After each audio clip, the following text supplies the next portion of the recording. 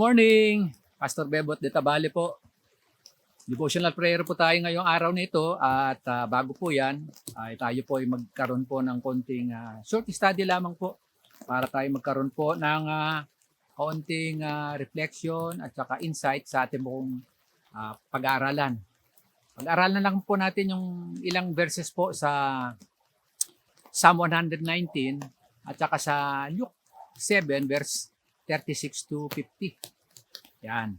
So, umaambon po sa aming hacienda. Dali lang mo po. Tayo po ay maganda-handa ng konti. Okay. Umaambon. Yan. Okay, tuloy po natin. Sa Psalm 119, ang author po ng Psalm 119 ay isang Jewish priest. At bagamat hindi po nabanggit yung pangalan niya, ang dahilan po ng naisulat niya ito ay punong-puno po siya ng pain, agony, ng persecution. At ito ay nailahad niya. Pero ganun pa man, lagi po siyang umaasa sa blessing ng Panginoon. Kaya meron man siyang pain, lagi po siyang nagkakaroon ng God's corrective discipline. At kahit na po may mga tao sa paligid niya na naging arrogant, naging naging hostile sa kanila, yung ridicule, ibig sabihin ay yung pinagtatawaran siya, nilalait, nililibak, at nagkakaroon ng mga galit sa kanyang damdamin, yung pagkapuot. Kaya ang kanyang nilalapitan ay ang Panginoon. At sa pamamagitan ng Word of God, binabasa po niya yung Word of God, ina-apply niya sa buhay, at nagkakaroon po siya ng emotional at mental healing. Ayan. So meron po siyang dalawang aspect na hinighlight dun sa Psalm 119. Bagamat napakahaba po ng 119. Dalawang bagay po, ito po yung God's directives for life. Yung direction ng Diyos para sa buhay ng tao. At saka yung God's promises. God's promises for the one calling for obedience and the other one is calling for faith. Yes, oo. So, yung directive ng Diyos para sa buhay ng tao at saka yung promises ng Diyos para tawagin ang mga tao na maging obedient at maging faithful. Ayan. So, basahin lamang po natin yung ilan sa mga sinasabi dito sa Psalm 112 verse 6. Ayan. Sabi po rito, the word of the Lord are flawless, like silver refined in a furnace of clay, purified 7 times. So ganun ang ang paglalahad niya ng Word of God. Na ibig sabihin kasi ng flawless. Ang Word of God ay flawless, pure, perfect, without mistake, without defect, puro, perfecto, dalisay, walang sira, walang kamalian. Okay, ganun po. At sa Psalm 119 verse 16, ito po yung I delight in your decree.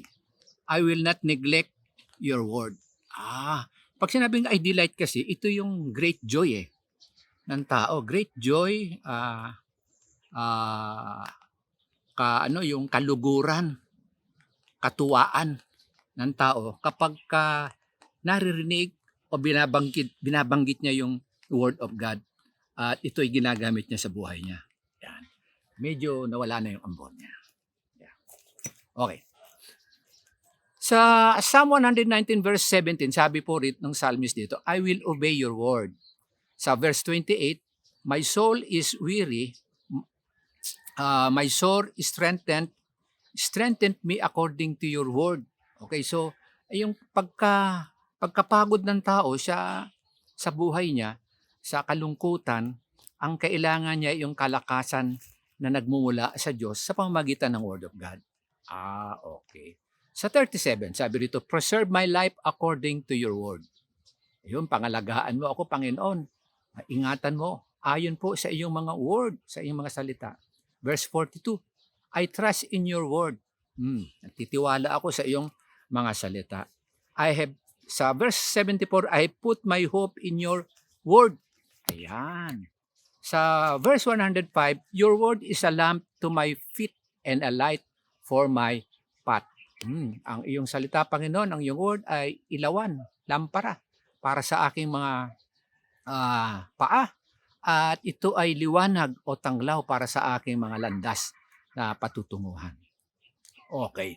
Sa verse 16, all your words are pure. All your words are true. Sa ibang version, true, pure. So dito sa NIV, sabi, all your words are true. Okay. So, pagka sinamarize po natin ito, sinamarize ko po ng kaunti, hanggang sa verse 16, verse 105, ang sinasabi ng psalmist doon ay, I will obey your word, I will trust in your word, preserve my life according to your word, because I have put my hope in your word, and all your words are true.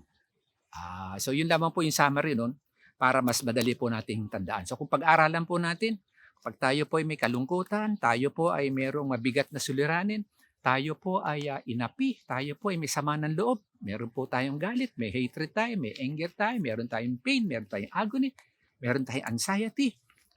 Kailangan natin ng Word of God tulad po ng sinabi rito ng Psalmist ng 119 na sinasabi niya na kailangan niya ang salita ng Diyos, at ang sabi niya, I will obey your word, I will trust in your word, preserve my life according to your word, and I have put my hope in your word because all your words are true. Yan. So, kaya natin ginawa ang introduction ito kasi sa buhay po natin sa ating ngayon, pandemic pa ho tayo ngayon, kumusta po yung ating vaccination? Ito po yung latest, meron na po tayong vaccine sa buong daigdig, meron na po, yung ibang countries, sila po ay free. Sabi nila, free from COVID-19. O kaya, nakasurvive na sila. Israel, ayan. New Zealand, yung Vietnam, ang liit na country, yun, makikita ho natin. Taiwan, maayos na rin po. Singapore, number 1 po sila sa pagkakasurvive. Naka-revive po sila kaagad. Dahil po sa competence po ng kanilang government. Kasi yung government nila, competence, at saka naging visionary. May action agad. More on action sila. Less political issue. Sana ganun sa atin, sa ating bayan.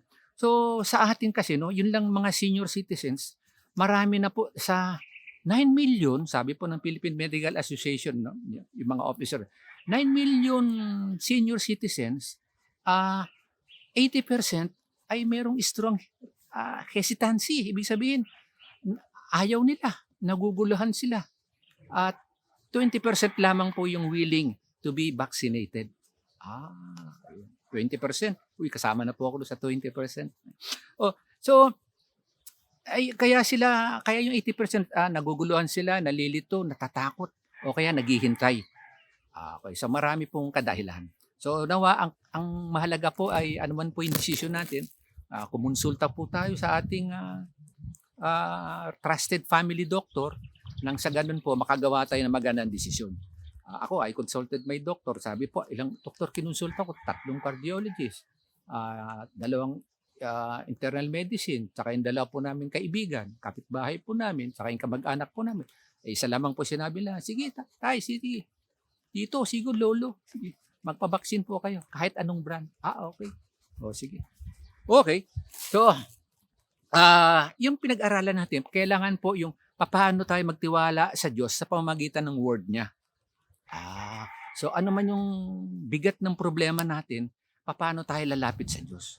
Doon naman po sa mga, sabihin natin na reliyoso sila pero wala pa silang tiyak na relasyon sa Diyos, hindi pa nila alam kung ano yung salvation, kung ano yung eternal life, o kung maring naririnig lang nila pero hindi nila alam kung paano nagkakaroon ng repentance, ng forgiveness, ano ba yung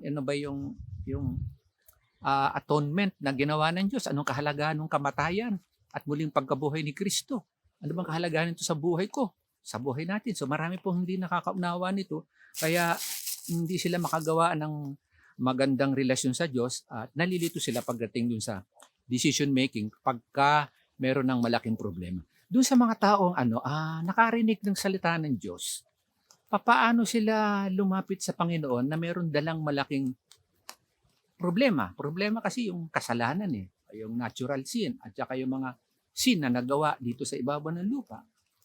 Tapos nakarinig siya, nagkaroon siya ng conviction sa Holy Spirit, ano yung dapat niyang gawin? Okay. Basahin po natin yung yung Luke chapter 7, verse 36 to 15. Alamin ho natin paano lumapit yung isang makasalanan, ano yung kanyang kailangan para magkaroon siya ng better life. Yan. Ito na naman po ang shower. Yan. Okay. So, ang title po ng ating message ngayon ay Come into a Better Life. Come into a Better Life. Pumunta tayo sa maganda at mas magandang buhay. Kasi merong buhay dito sa lupa, pero merong pang mas maganda rito. At saka paano natin ma-enjoy yung buhay dito sa ibabaw ng lupa. Yan. Okay. So, ito po sa Luke chapter 7, verse 36 to 50. Yan. Kunin ko lamang po yung Bible natin. Buksan po natin sa Luke chapter 7, verses 36. Dali po. Yan. Verse 36 to 50. Yan. Sabi ng iba, pag nakikita ko, kita mo na. Pero para doon sa mga naniniwala, hindi maaring hadlangan ang pagpapahayag ng Panginoon. Okay, andito po tayo. Luke chapter. Yan, wala ito. Ba't nang kaganon? May gumulo ng aking Bible. Yan. Yun. Luke chapter 7, mula 36 to 50. Basahin po natin ng mabilis. Dito po, ikwento ko muna para maiksi. Doon sa bahay ng Pharisees, ang pangalan niya Simon. In-invite niya po si Jesus para pumunta roon at magmerienda sila o kumain. Pagpunta nila roon, merong dumating na isang babae. Yung isang babae na yon ay biglang pumasok na lang, hindi siya invited, parang gate crasher siya. At nagulat po sila dahil yung babaeng to ay bagamat nasa likod ni Kristo, ay unti-unti siya na pumunta sa paanan ni Kristo. At doon sa paanan ni Kristo, ang ginawa niya ay pagkapuno sa paan, hindi po nakaluhod lang, kundi nakahalisigan at iyak siya ng iyak sa paanan ni Christ, iyak ng iyak. At dahil sa matinding iyak niya, ay kumalat yung luha niya na parang tubig. At halos nahugasan na po yung paan ni Jesus Christ. At dahil doon, ang ginawa niyang pamunas sa paan ni Jesus, wala naman dalang tuwalya po yung babae, ay pinunasan niya ng kanyang buhok. Sa pamamagitan ng buhok niya, pinunasan niya yung luha niya at hindi niya tinigilan ng paghalik sa paa ni Jesus Christ. Ito po ay isang sign na kung saan ang isang tao katulad niya na merong malaking problema ay nag-submit yung pong pagka-humble niya ay nag-submit siya at nagpakumbaba at kinilala niya si Kristo ay Panginoon. Si Kristo ang Misaya, si Kristo ang kanyang pag-asa. Yan. At ang ginawa niya ay pinahira niya ito ng oil. Yung oil na yun, mabango yun, mamahal yung pabango, na parang ina-anoint niya si Jesus Christ. Ngayon, nung makita ito ng mga Pharisee, sabi po ng isang Pharisee, tignan mo, ang babaeng ito ay isang makasalanan talaga. Kasi sa panahon nila, ang isang babae ay hindi dapat lumalapit sa lalaki agad-agad nang hindi invited at saka hindi inilulugay yung buhok at idinadampi kahit saang parte ng bahagi ng lalaki. Ito ay lumalabas na siya ay makasalanan, maaring prostitute o kaya siya ay adulterer. Kaya ang pagkakilala sa kanya, siya ay nilait, siya ay nilibak, siya ay pinagsabihan ng masasama. So ang tingin sa kanya, hindi lang tingin, kundi siya ay outcast sa society at outcast din sa loob ng bahay ni Simon. Pero nandun si Jesus Christ. Kaya ang ginawa ni Jesus Christ, sinabi niya dun sa Pharisee, Simon, halika, makinig ka. May sasabihin ako sa yung short story.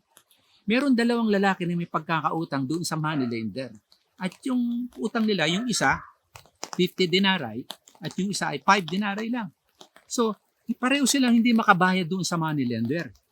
Ngayon, ang ginawa ng moneylender, kinancel niya yung pagkautang ng dalawang tao. Sa palagay mo, sino ang mas natutuwa at merong malaking pag-ibig dahil sa katuwaan? Sabi po ni Simon, yung pong merong mas malaking utang, tama ka dyan.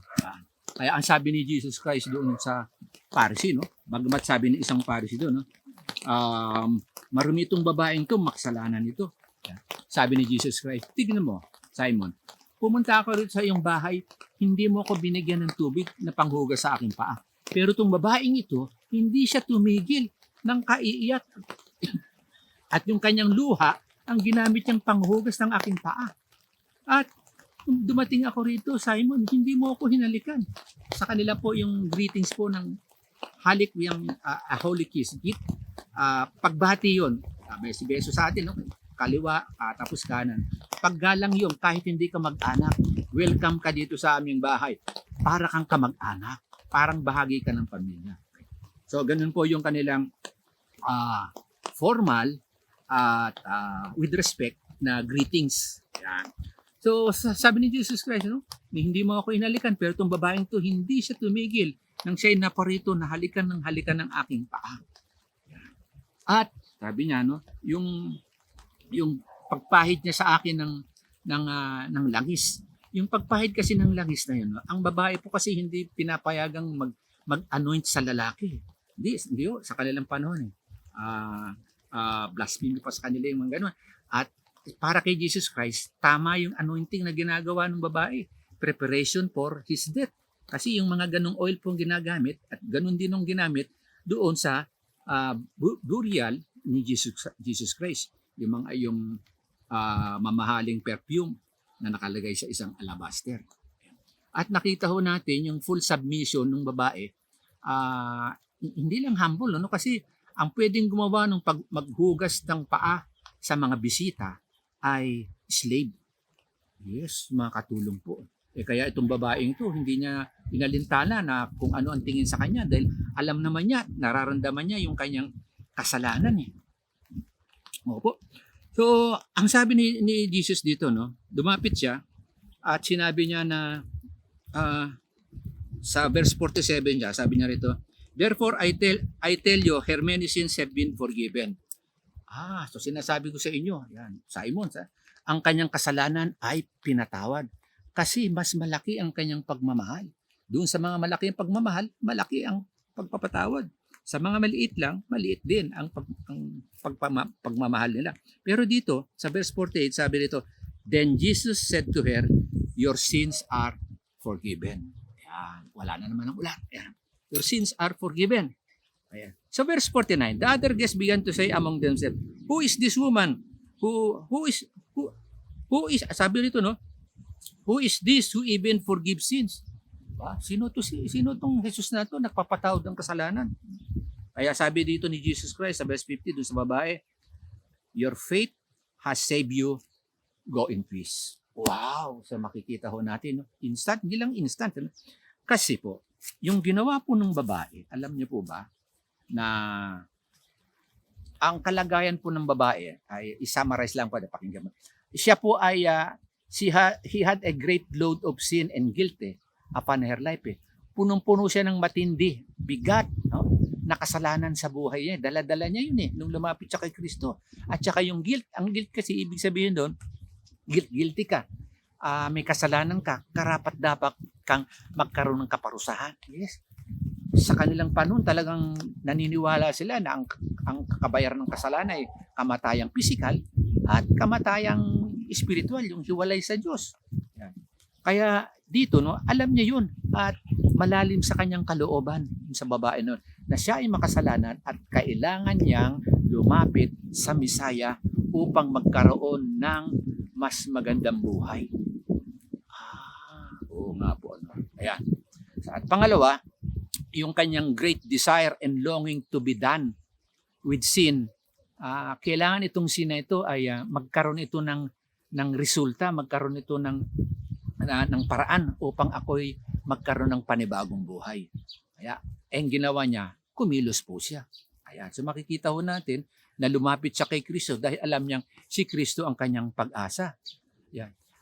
Bago niya ginawa yon, na tiyak yon na bagamat hindi sinabi rito, no, wala rito ni isang salita na binitawan yung babae. Pero hindi siya maaaring pumasok sa bahay ng ganun at maglakas ng loob na lumapit ka agad sa paanan ni Kristo at mag-iyak kasi punong-puno ho siya ng dalamhati ng kalungkutan Distress po yun distress, may pain, may agony, may stress dahil po sa bigat ng kasalanan dala-dala niya. Dati hopeless siya, pero nung nakarinig siya tungkol kay Christ at nakarinig po siya marahil sa mismong salita ni Jesus kasi ang first preaching po ni Jesus Christ, sabi niya, repent for the kingdom of heaven is at hand. Magsisisi na kayo sapagkat ang kaharian ng Diyos ay narito na. So yun po yung hinawakan ng tao para magkaroon po sila ng pag-asa. So maganda yung ginawa ng babae yan. Tinandaan niya yun sa kanyang isipan at sa kanyang puso, kailangang lumapit ako sa Mesaya upang ako'y mapatawad sa aking kasalanan at magkaroon ako ng panibagong buhay. Ayan. So, yung kanyang faith, nilagay niya ng action. Yung kanyang repentance, hindi lamang sa salita. Meron kasing confession lang, remorse lamang po yun. Pero yung tunay na repentance, in action Isinusurrender mo yung buhay mo, yung kasalanan mo, sa Diyos, sa Panginoong Hesus. Para dito sa babaeng ito, yung pag-asa niya ay nakikristo lamang po. Ayan. Kaya nung siya lumapit doon, she brought many great sins to Christ, but Christ forgave all of them.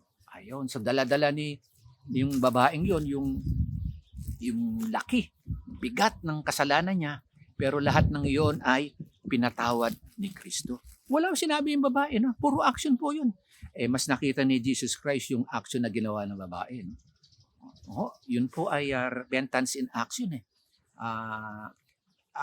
faith, faith exercise in action. So anong naging resulta? Joyful victory, triumph para dun sa babae. Sabi po ni Jesus Christ, your sins are forgiven. Ayan. Go in peace.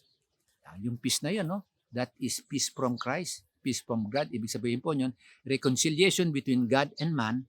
Hindi na po siya kaaway ng Diyos, kundi siya po ay kaibigan na.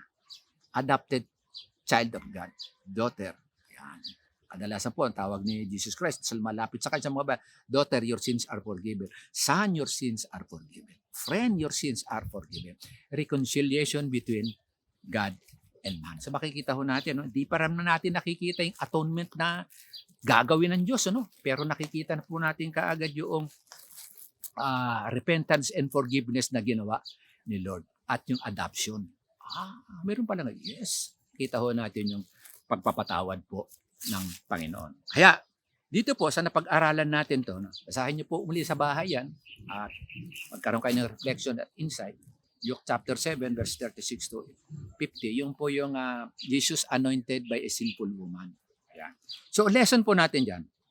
After reading Luke chapter 7, verse 36 to 50.